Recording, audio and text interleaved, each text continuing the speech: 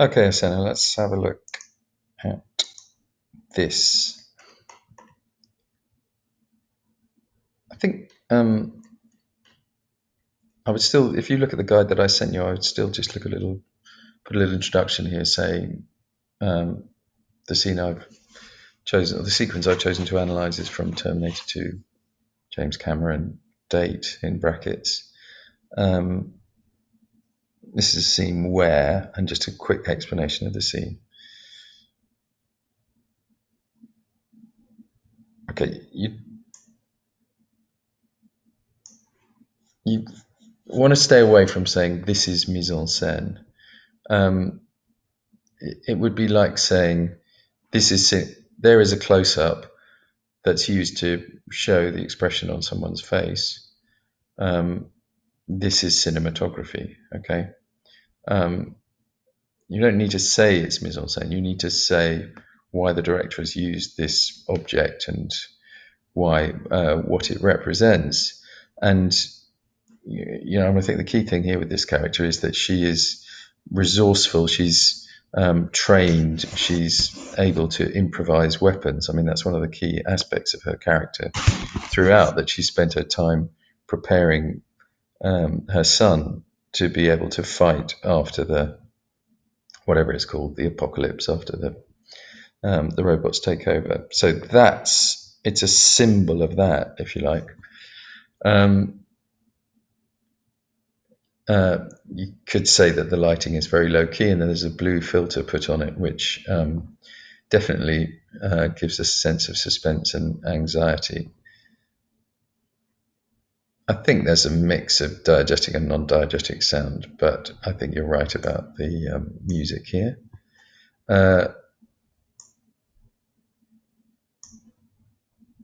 Image, I would say, rather than photo. And I would say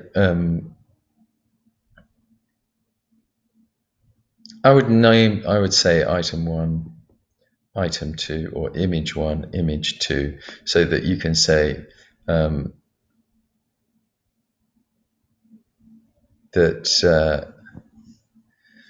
I would say this is a point of view shot, which you would be I think not wise to leave out, and that gives the audience, brings the audience into the action, if you like.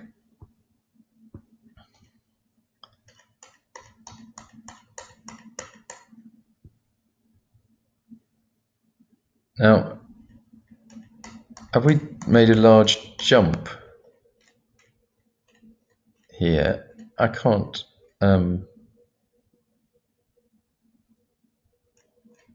quite remember. You need to make this flow because you're talking about a sequence. Hang on, let me just pause and have a look remind myself what order things happen in.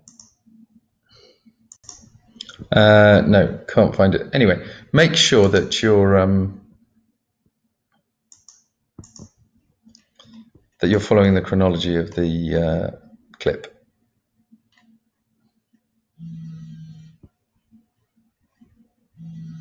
Okay, I have to pause again just for a sec. Yeah, so again, you shouldn't really be using the words. What I'd like to know is that if you're going to analyze the frames or you're going to talk about which shot is used, that's absolutely fine, but you need to talk about the technical things that are going on. So this is good, okay? Camera angles. So this is Cameron using a slight high angle shot, okay, not showing us. And good. The composition of the shot, it's not an illusion. This is what we're seeing, what the audience see. Has Connor's body filling the frame, which emphasizes or shows how the character's becoming more and more dominant in the scene. Okay? And we also get, as you say, yes, they're frightened of her, that's fine. Okay, so you see, that's the kind of analysis. Make it clear, though, that the director is doing this deliberately. It's not just accidental. We don't see this. The director shows us this for a particular reason, okay? You need to be thinking about how these things are used and what they are used for, okay? Now, again, you need to link the narrative here, not just say, oh, this scene, this scene, this scene, okay?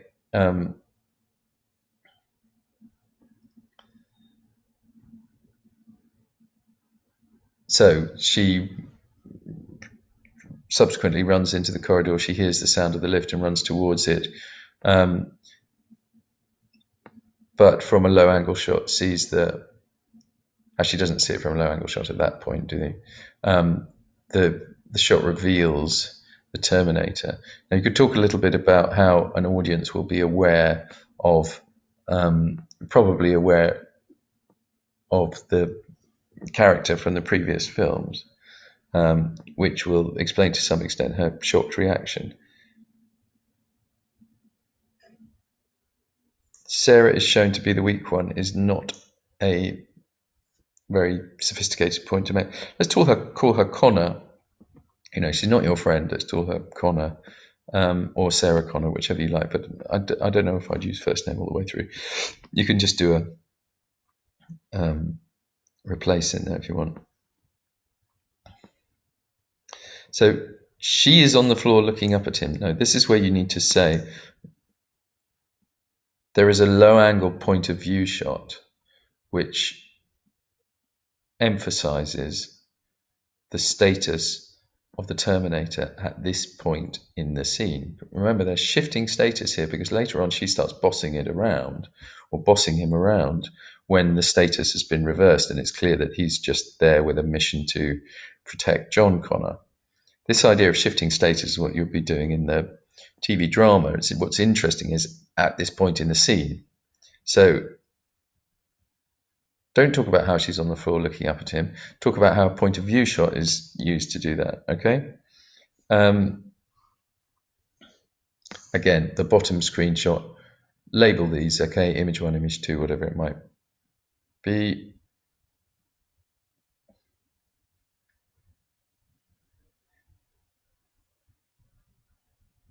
Oh, sorry, okay, so yes. Scratch what I just said, all right? So you have just said what I thought you were referring to this one, but you're referring to this one. And that is absolutely fine. Proxemics is important there. Ignore what I said, Asena. Sorry about that. I think Terminator needs a capital T all the way through. Cameron uses slow motion. You make it sound as if it's just happening like the weather. No, the director is using it to create tension in the scene. I'm not sure if you can talk about onomatopoeias here. They're generally a verbal thing. So you need to think, I'm not sure what you mean there, but we're talking about sound effects maybe.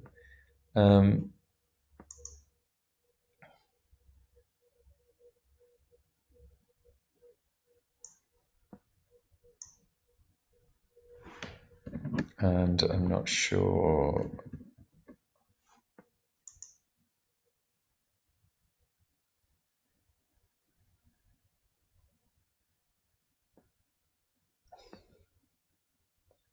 Yes. Okay, so it's very short. If you look here, you're about 1,000 words short.